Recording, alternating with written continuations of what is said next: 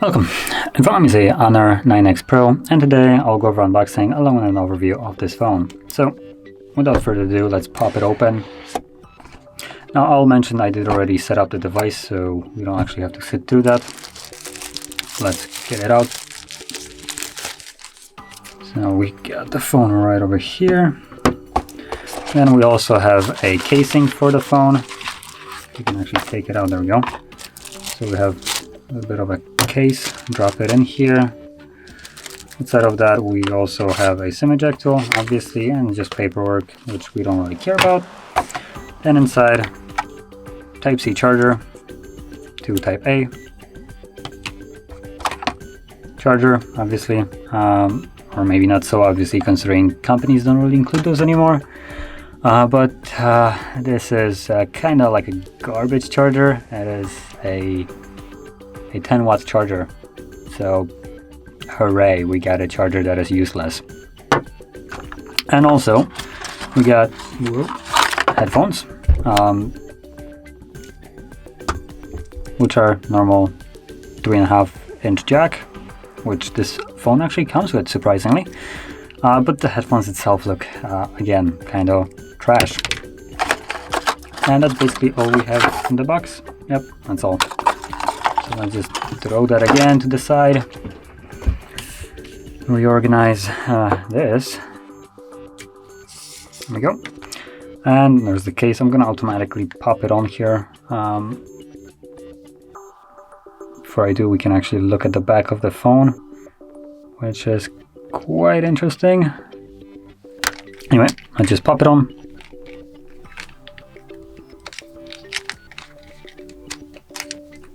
Okay, there we go. So the case does cover the lenses, which do stick out a little bit, which is nice. It also keeps the top of it a little bit uncovered, so you have access to the SIM tray, and also the pop-up camera has some kind of room to come up, even though it could have gone all the way around to provide more protection. But anyway, so going into the specs of this phone, it comes with a 6.59-inch display. As you can see, this entire huge slab right here. It's a seamless display. There is no notch of any sorts. That is because we do have the pop-up camera on top. It is also a 1080p by 2340 pixels, so full HD display with 84.3% screen to body ratio. It would seem that it should be a little bit higher considering we don't have a notch, but it does still have a fairly visible chin, and also at the top, along with basically bezels all around. Maybe not as hideous as they used to be, but they are still here. So that's probably what is stopping it to go from going over like 90% screen to body ratio. And then also has 391 pixels per inch, typical resolution and typical pixels per inch for such a display.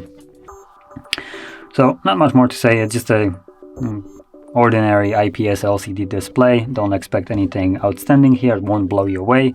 There is no high refresh rate or any kind of like additional amazing stuff going on with the display here, so I won't really touch any more upon this because not much more to say. Now flipping onto the back, we do have a triple camera setup.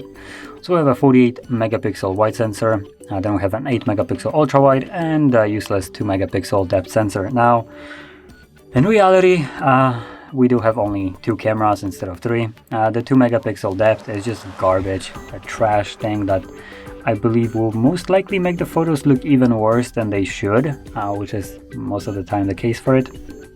But we'll test that in a second. And then on the top right here, once it actually would pop out, is a 16 megapixel wide sensor. So let's start off by opening up a camera and getting my little plant right here and seeing what I can capture. So this is gonna be just the wide sensor, 48 megapixels, without, I believe, without the depth sensor.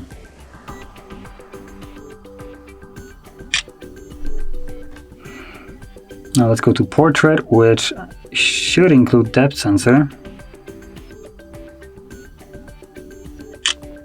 There we go. So this is gonna be with the depth sensor. Let's see how it did. It looks like it literally did nothing.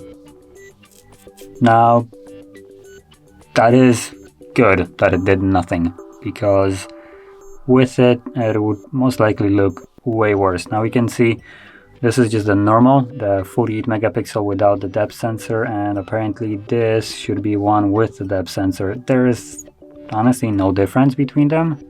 Let me try to do once more.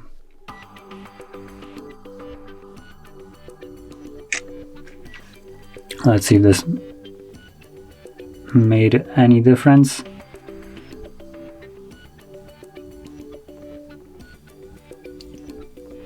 There is something weird about this photo, but I can't really put my finger on what. I'm gonna also go back to normal one.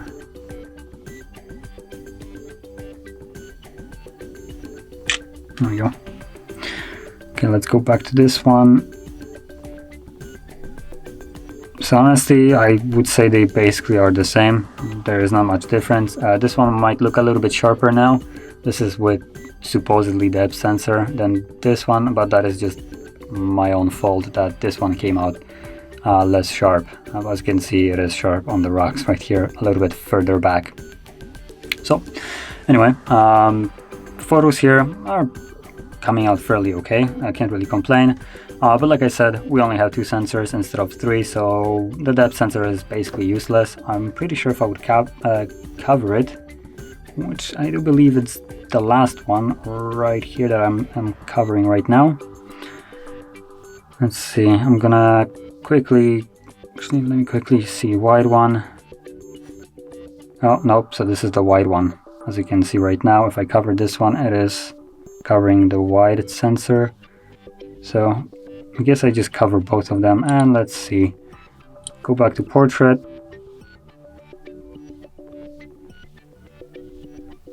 Which one is supposedly the... So it looks like the first one is the depth sensor. Anyway, I can basically cover both of them, I believe. Yep. So as you can see, I'm basically covering 2 of these. And let's try to somehow capture this photo. My finger is getting a little bit in the way. Try to fix that.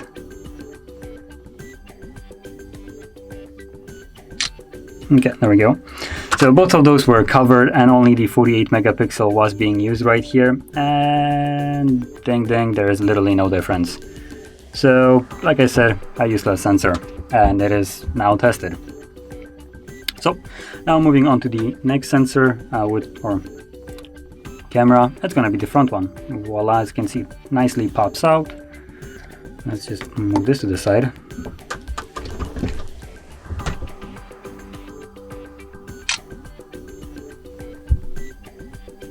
This always looks so weird. Let me...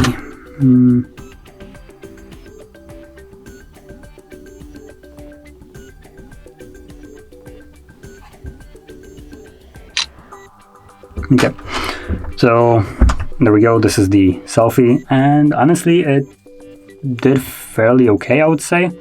The image is sharp. As you can see, there is light behind me, which for some cameras it does pose a challenge, especially when it comes down to the front-facing cameras. But in here, it did a fairly okay job. It is a little bit grainy, but it's still serviceable. I would say it's better than I would have expected for a phone that costs roughly around 200 euros. So yeah, it did okay job. So now moving on to just pure specifications of this phone. It comes with Kirin 810, has 2 different versions in terms of RAM and also 2 different versions in terms of storage. So if you go for the lowest spec, you have 128 gigabytes built-in storage, expandable via USB card or USB SD card, and has 6 gigabytes of RAM. Now, if you want to crank it up a little bit, you have the 256 gigabyte storage, again expandable with SD card as well. But in terms of RAM, you have 2 different options. You can have the 6 gigabyte or 8 gigabytes. So personally, I think 6 GB should be okay, but you can go a little bit higher for future proofing if you wanted to. And then the phone has a 4000 mAh battery, so just a substantial unit here. But like I said before, this charger that comes here is just some kind of trash. 10 watt charging, I wouldn't say it's serviceable for 2020 or 21. So that is just kind of pure garbage right here. And outside of that, a little bit of a mention here for things that I would consider to be nice.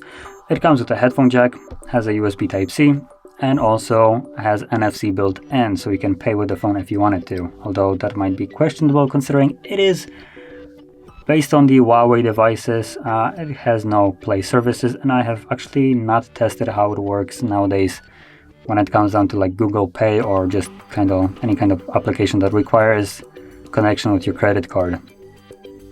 So positive sides, it has a nice display without any kind of notch. Cameras are okay. NFC is really nice here that it comes with it. The fact that it has a Type-C charging port, fairly big battery, and a headphone jack. Those are all positive things. Now the negative parts of it is the charging here is just utter garbage. The display is just an LCD, no high refresh rate or any kind of extra stuff like that. And the main problem here, it is based on the Huawei and their ban from US, which means no Play services whatsoever. No Google Play Store, no Google Maps, no Google Pay, no Google anything. So if you wanted to use anything like that, well, you're out of luck here. And furthermore, you are basically locked into using the App Gallery application right here if you wanted to download any kind of apps. And not every app is here, so just keep that in mind when you're going into it. If you are dependent on some kind of specific app, do search first if that app is available on the App Gallery before you go to purchase this device.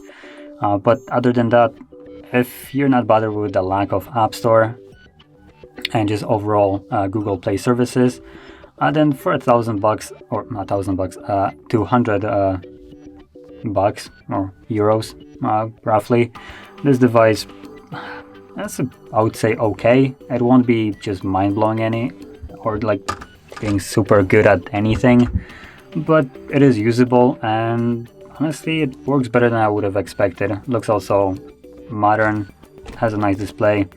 Won't be necessarily the fastest device, but since I've been using it, I haven't really experienced any kind of like slowdowns or lags or just the device chugging, so that's really nice.